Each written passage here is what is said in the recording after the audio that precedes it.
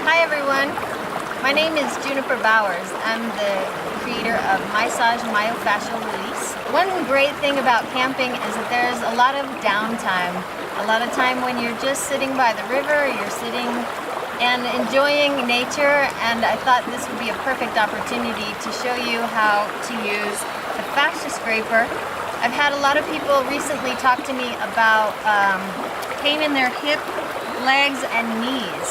And so I was going to show you today how to use the fascia scraper on your IT band or the iliotibial band.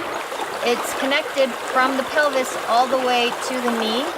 So if you've ever worked with the IT band before, you know that it's a very sensitive band of fascia, and that's because it's full of sensory nerves running through the fascial tissue.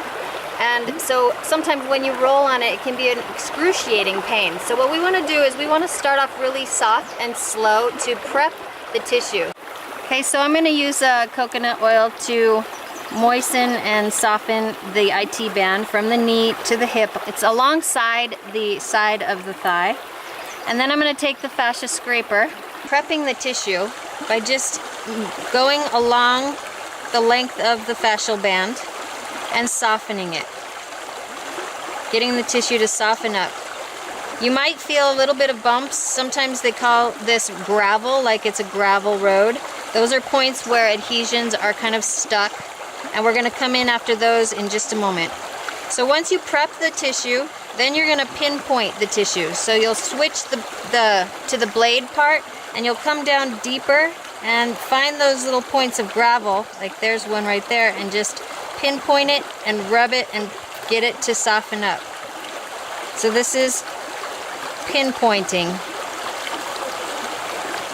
And then you can also take this and peel from the very top of the tendon down, pinpointing, peeling, prepping, pinpointing, and peeling. Use your vacation time for self-care.